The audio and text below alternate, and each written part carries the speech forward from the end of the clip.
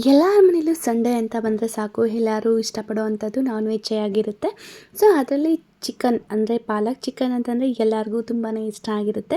So ಈಗ ನೋಡ್ತಿದ್ದೀರಲ್ಲ ಎಷ್ಟು ಚೆನ್ನಾಗಿರುವಂತಹ green ಆಗಿರುವಂತಹ ಪಾಲಕ್ ಚಿಕನ್ನ ನಾನು ಇಲ್ಲಿ ಮುದ್ದೆಗೆ ಸರ್ವ್ ಮಾಡ್ಕೊಂಡಿದ್ದೀನಿ.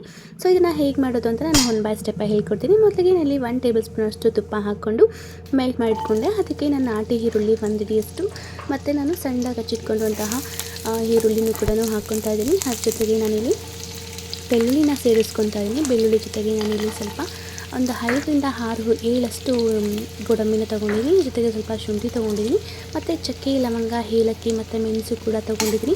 ಅದೆಲ್ಲವೂ ನೀಟಾಗಿ ಸಾಫ್ಟಾಗಿ ಫ್ರೈ ಆಗೋವರೆಗೂ ನಾವು ಫ್ರೈ ಮಾಡ್ಕೊಳ್ಬೇಕು. ಸಾಫ್ಟ್ ಆದಮೇಲೆ ಸ್ವಲ್ಪ ನಾನಿಲ್ಲಿ ಸಣ್ಣದಾಗಿ ಹಚ್ಚಿಟ್ಕೊಂಡಿದ್ದಂತಹ ಟೊಮೆಟೊನ ಹಾಕ್ಕೊತಾ ಇದ್ದೀನಿ. ಟೊಮೆಟೊನ ಕೂಡ ನೀಟಾಗಿ ಸಾಫ್ಟಾಗಿ ಫ್ರೈ ಆಗೋ ಥರ ನೀಟಾಗಿ ಫ್ರೈ ಮಾಡ್ಕೊಳ್ಳೋಣ. ಟೊಮೆಟೊ ನೀಟಾಗಿ ಫ್ರೈ ಆದಮೇಲೆ ನಾನು ತೊಳೆದಿಟ್ಕೊಂಡಿರುವಂತಹ ಪಾಲಕ್ ಸೊಪ್ಪನ್ನು ಆ್ಯಡ್ ಮಾಡ್ತಾಯಿದ್ದೀನಿ. ಸೊ ನಾನು ಇಲ್ಲಿ 1 ಕಟ್ಟಾಗೋಷ್ಟಕ್ಕಿಂತ ಒಂದು ಸ್ವಲ್ಪ ಕಡಿಮೆ ಆಗೋಷ್ಟು ನಾನು ಪಾಲಕಿನ 1 ಹಿಡಿ ಪಾಲಕನ್ನ ತೊಗೊಂಡಿದ್ದೀನಿ. ಅದ್ರ ಜೊತೆಗೆ ನಾನು ಸ್ವಲ್ಪ ಪುದೀನ ಸೇರಿಸ್ಕೊತಾ ಇದ್ದೀನಿ. ಪುದೀನ ಜೊತೆಗೆ ನಾನಿಲ್ಲಿ 1 ಟೇಬಲ್ ಸ್ಪೂನ್ ಅಷ್ಟು ಗಸಗಸೆನ ಆ್ಯಡ್ ಮಾಡ್ಕೊತಾ ಇದ್ದೀನಿ. ಪಾಲಕಿ ಸ್ವಲ್ಪ ಚೆನ್ನಾಗಿ ಬೇಯೋವರೆಗೂ ನೀಟಾಗಿ ಅಂದರೆ ಪಾಲಕಿ ಸ್ವಲ್ಪ ಸಾಫ್ಟ್ ಆಗೋವರೆಗೂ ನಾವು ಕಡಿಮೆ ಉರಿಲೇ ಇಟ್ಕೊಂಡು ನಾನು ಫ್ರೈ ಮಾಡ್ಕೊಳ್ತಾ ಇದ್ದೀನಿ.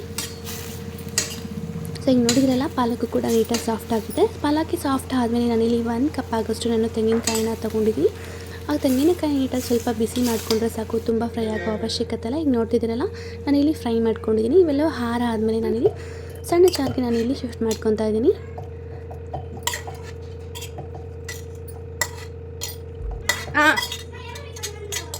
ಶಿಫ್ಟ್ ಮಾಡಿಕೊಂಡು ನಾನು ಇದನ್ನು ಸಾಫ್ಟಾಗಿ ಪೇಸ್ಟಾಗಿ ರುಬ್ಬಿಟ್ಕೊತಿದ್ದೀನಿ. ನೋಡ್ತಿದ್ರಲ್ಲ ಇದನ್ನು ನೀಟಾಗಿ ಸಾಫ್ಟಾಗಿ ಪೇಸ್ಟ್ ಮಾಡ್ಕೊತಾ ಇದ್ದೀನಿ. ಇನ್ನೊಂದು ಕಡೆ ನಾನಿಲ್ಲಿ ಒಂದು ಮಡಿಕೆನ ಇಟ್ಟಿದ್ದೀನಿ. ಮಡಿಕೆ ಬಿಸಿ ಆದಮೇಲೆ ನಾನಿಲ್ಲಿ ಸ್ವಲ್ಪ ಆಯಿಲ್ನ ಹಾಕ್ಕೊತಾ ಇದ್ದೀನಿ. ಎಣ್ಣೆ ಬಿಸಿ ಆದಮೇಲೆ ಸಣ್ಣದಾಗಿ ಹಚ್ಚಿಟ್ಕೊಂಡಂತಹ ಈರುಳ್ಳಿನ ಹಾಕ್ಕೊತಾ ಇದ್ದೀನಿ. ನಾನು ಇಲ್ಲಿ 1ರಿಂದ 2 ಸಣ್ಣ ಈರುಳ್ಳಿನ ತೊಗೊಂಡಿದ್ದೀನಿ. ಈರುಳ್ಳಿನ ನೀಟಾಗಿ ಫ್ರೈ ಮಾಡ್ಕೊಳ್ಬೇಕು.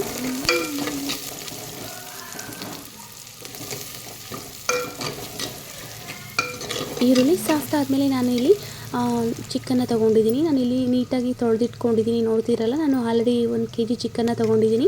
1 kg ಚಿಕನ್ನ ನೀಟಾಗಿ ತೊಳೆದಿಟ್ಕೊಂಡಿದ್ದೆ. ಸೊ ಅದನ್ನು ನಾನು ಈ ಕಡೆ ಬಾಡಿರುವಂತಹ ಈರುಳ್ಳಿಗೆ ನಾನು ಫ್ರೈ ಮಾಡಿರೋ ಈರುಳ್ಳಿಗೆ ನಾನು ಹಾಕ್ಕೊತಾ ಇದ್ದೀನಿ. ಅದಾದಮೇಲೆ ನಾನಿಲ್ಲಿ ಇದಕ್ಕೆ ಕಲ್ಲು ಉಪ್ಪನ್ನು ಸೇರಿಸ್ತಾ ಇದ್ದೀನಿ.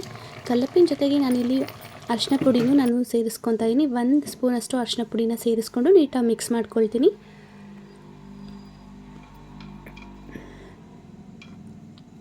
ಅರಿಶಿನ ಮತ್ತು ಉಪ್ಪು ಎಲ್ಲವೂ ಕೂಡ ಚಿಕನ್ಗೆ ಹೊಂದ್ಕೊಳ್ಳೋ ಥರ ನೀಟಾಗಿ ಮಿಕ್ಸ್ ಮಾಡ್ಕೊಳ್ಬೇಕು. ನಾನು ಸೌಟಲ್ಲಿ ಕಷ್ಟ ಅಂದ್ಬಿಟ್ಟು ನಾನು ಪಾತ್ರೆಯಲ್ಲಿ ಈ ಥರ ಮೇಲೆ ಕೆಳಗಡೆ ಮಾಡಿಕೊಂಡ್ರೆ ಬೇಗ ಅರಿಶಿನ ಮತ್ತು ಉಪ್ಪು ನೀಟಾಗಿ ಚಿಕನ್ಗೆ ಹೊಂದ್ಕೊಳ್ಳುತ್ತೆ. ಸೊ ಈ ಥರ ಮಾಡ್ಕೊಳ್ಳೋದ್ರಿಂದ ಬೇಗನೂ ಅರಿಶಿನ ನೀಟಾಗಿ ಚಿಕನ್ಗೆ ನೀಟಾಗಿ ಹೊಂದ್ಕೊಳ್ಳುತ್ತೆ. ಸೊ ಇದೆಲ್ಲ ಆದಮೇಲೆ ನಾನು 1 ನಿಟ್ ಕ್ಲೋಸ್ ಮಾಡಿ, ನೀರೇನು ಹಾಕ್ದಿರ 1 ನಿಟ್ ಕ್ಲೋಸ್ ಮಾಡಿ ನಾನು ಇಲ್ಲಿ ಒಂದು 10ರಿಂದ 15 ನಿಮಿಷ ಹಾಗೆ ಬೇಯಿಸ್ಕೊಳ್ತೀನಿ. ಈಗ ನೋಡ್ತಿದ್ರಲ್ಲ ನಾನು ಸ್ವಲ್ಪ ನೀರು ಹಾಕಿಲ್ಲ, ನೀರು ಹಾಕ್ತೀನಿ ನಾನು ಇಲ್ಲಿ ಬೇಯಿಸ್ಕೊಂಡಿದ್ದೀನಿ. ಸೊ ಚಿಕನ್ನಲ್ಲಿರೋ ನೀರೆಲ್ಲ ಆದಾಗಿ ಅದೇ ನೀಟಾಗಿ ಬಿಟ್ಕೊಂಡಿರುತ್ತೆ.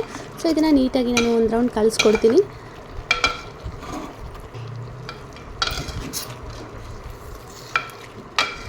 ಮೊದಲನೇ ಚಿಕನ್ಗೆ ನೀರು ಹಾಕೋದಕ್ಕಿಂತ ಈ ಥರ ಉಪ್ಪು ಮತ್ತು ಅರಿಶಿನ ಪುಡಿದೆಲ್ಲ ನಾವು ಬೇಯಿಸ್ಕೊಂಡ್ರೆ ತುಂಬ ಚೆನ್ನಾಗಿರುತ್ತೆ.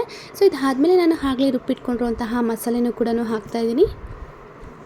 ಮಸಾಲೆನ ಹಾಕ್ಕೊಂಡು ಅದಕ್ಕೆ ಸ್ವಲ್ಪ ನಾನು ಈಗ ನೀರು ಹಾಕ್ಕೊತಾ ಇದ್ದೀನಿ. ಜಾರ್ ತೊಳೆದಿರೋ ನೀರನ್ನೇ ನಾನು ಸೇರಿಸ್ಕೊಳ್ತಾ ಇದ್ದೀನಿ. ಸೇರಿಸ್ಕೊಂಡು ನೀಟಾಗಿ ಮಿಕ್ಸ್ ಮಾಡ್ಕೊಳ್ಳೋಣ.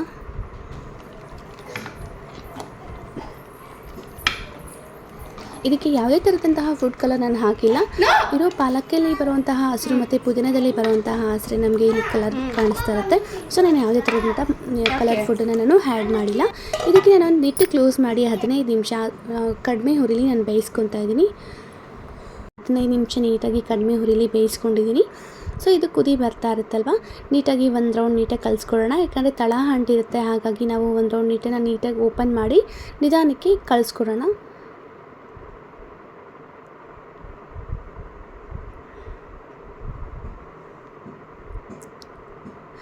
ನಾನು ಇದಕ್ಕೆ ಒಂದು 2 ಟೇಬಲ್ ಸ್ಪೂನಷ್ಟು ಧನಿಯಾ ಆ್ಯಡ್ ಮಾಡ್ತಾಯಿದ್ದೀನಿ. ಯಾಕಂದರೆ 1 kg ಚಿಕನ್ಗೆ ನಾವು 2 ಟೇಬಲ್ ಸ್ಪೂನ್ ಧನಿಯಾ ಆ್ಯಡ್ ಮಾಡಿದ್ರೆ ಸಾಕಾಗುತ್ತೆ. ಅದ್ರ ಜೊತೆಗೆ ನಾನಿಲ್ಲಿ ಖಾರಕ್ಕೆ ನಾನು ಖಾರದ ಪುಡಿನ ಹಾಕ್ಕೊತಾ ಇದ್ದೀನಿ. ಖಾರದ ಪುಡಿನ ಹಾಕ್ಕೊಂಡು ನೀಟಾಗಿ ಮಿಕ್ಸ್ ಮಾಡ್ಕೊಳ್ತಾ ಇದ್ದೀನಿ. ಖಾರದ ಪುಡಿನ ಹಾಕಿ ನೀಟಾಗಿ ಮಿಕ್ಸ್ ಮಾಡಿದ್ಮೇಲೆ ನಾನಿಲ್ಲಿ 10ರಿಂದ 15 ನಿಮಿಷ ನಾನಿಲ್ಲಿ ಬೇಯೋದಕ್ಕೆ ಬಿಡ್ತೀನಿ. ನಿಟ್ಟನ್ನು ಕ್ಲೋಸ್ ಮಾಡಿ ನಾನು ಬೇಯೋದಕ್ಕೆ ಬಿಡ್ತೀನಿ. ಈಗ ನೋಡಿ ಬೆಂದಿದೆ. ಮತ್ತು ಲಾಸ್ಟಲ್ಲಿ ನಾನು ಇದಕ್ಕೆ ಕಸ್ತೂರಿ ಮೆಥಿನ ಆ್ಯಡ್ ಮಾಡ್ತಾಯಿದ್ದೀನಿ. ಇದಕ್ಕೆ ಆಪ್ಷನಲ್ಲು ಕಸ್ತೂರಿ ಮೆಥಿ ಇದ್ದರೆ ಹಾಕ್ಕೊಳ್ಬೋದು, ಇಲ್ಲಾಂದರೆ ಪರವಾಗಿಲ್ಲ. ನಾನಿಲ್ಲಿ ಆ್ಯಡ್ ಮಾಡ್ತಾಯಿದ್ದೀನಿ. ಕಸ್ತೂರಿ ಮೆಥಿ ಆ್ಯಡ್ ಮಾಡೋದ್ರಿಂದ ತುಂಬ ಫ್ರೇಗ್ರೆನ್ಸ್ ಚೆನ್ನಾಗಿರುತ್ತೆ, ಹಾಗಾಗಿ ನಾನು ಇಲ್ಲಿ ಕಸ್ತೂರಿ ಮೆಥಿನ ಆ್ಯಡ್ ಮಾಡ್ತಾಯಿದ್ದೀನಿ. ನೋಡ್ತಿದ್ದೀರಲ್ಲ ಫಟಾಫಟ್ ಅಂತ ಪಾಲಕಿ ಚಿಕನ್ ಸಾಂಬಾರು ಎಷ್ಟು ಚೆನ್ನಾಗಿದೆ, ರೆಡಿ ಮಾಡೋದಕ್ಕೆ ಎಷ್ಟು ಈಸಿ ಇದೆ ಅಂತ ಅಲ್ವಾ. ಎಲ್ಲ ಹಚ್ಕೊಂಡ್ರೆ ಸಾಕು ಫಟಾಫಟ್ ಅಂತ ನಾವೆಲ್ಲ ಸಾಂಬಾರು ಮಾಡ್ಬೋದು. ಸೊ ಈ ಥರ ಪಾಲಕಿ ಚಿಕನ್ ಮಾಡೋದ್ರಿಂದ ಮುದ್ದೆಗಾಗಲಿ ಅಥವಾ ಅನ್ನಕ್ಕಾಗಲಿ ತುಂಬಾ ರುಚಿಯಾಗಿರುತ್ತೆ. ಸೊ ದೋಸೆ ಇದ್ದರೂ ಕೂಡ ಅದನ್ನು ನಾವು ನೀಟಾಗಿ ಇದನ್ನು ತಿನ್ನೋದಕ್ಕೂ ಕೂಡ ತುಂಬಾ ಚೆನ್ನಾಗಿರುತ್ತೆ. ಸೊ ಯಾರೆಲ್ಲ ಈ ವಿಡಿಯೋ ನೋಡ್ತಿದ್ದೀರೋ ದಯವಿಟ್ಟು ನನ್ನ ಚಾನಲ್ನ ಸಬ್ಸ್ಕ್ರೈಬ್ ಮಾಡಿ. ನಾನು ಈ ಸಾಂಬಾರನ್ನ ಮುದ್ದೆಗೆ ನಾನು ಸರ್ವ್ ಮಾಡ್ಕೊತಾ ಇದ್ದೀನಿ. ನಮ್ಮ ಹಳ್ಳಿ ಕಡೆ ಏನೇ ಮಾಡಿದ್ರೂ ಕೂಡ ಮುದ್ದೆನೇ ಫೇಮಸ್ ಆಗಿರುತ್ತೆ. ಸೊ ಹಾಗಾಗಿ ನಾನು ಮುದ್ದೆಗೆ ಇಟ್ಕೊಳ್ತಾ ಇದ್ದೀನಿ. ಸೊ ಒಂದ್ಸತಿ ಈ ವಿಡಿಯೋ ನೋಡೋರು ಈ ಥರ ಒಂದು ರೆಸಿಪಿನ ಟ್ರೈ ಮಾಡಿ, ಅದರಲ್ಲೂ ನಾನು ಮಾಡಿರೋ ರೆಸಿಪಿನ ಒಂದ್ಸತಿ ಟ್ರೈ ಮಾಡಿ ನೋಡಿ, ನಿಮಗೆ ತುಂಬ ಇಷ್ಟ ಆಗುತ್ತೆ. ಮತ್ತು ಮನೇಲೂ ಕೂಡ ಮತ್ತೊಮ್ಮೆ ಮಾಡಿ ಅಂತಲೂ ಕೇಳೋದ್ರಲ್ಲಿ ಬೇರೆ ಮಾತೇ ಇಲ್ಲ, ತುಂಬ ರುಚಿಯಾಗೂ ಇರುತ್ತೆ. ಸೊ ಯಾರೆಲ್ಲ ವಿಡಿಯೋ ನೋಡ್ತಿದ್ದೀರೋ ಥ್ಯಾಂಕ್ ಯು.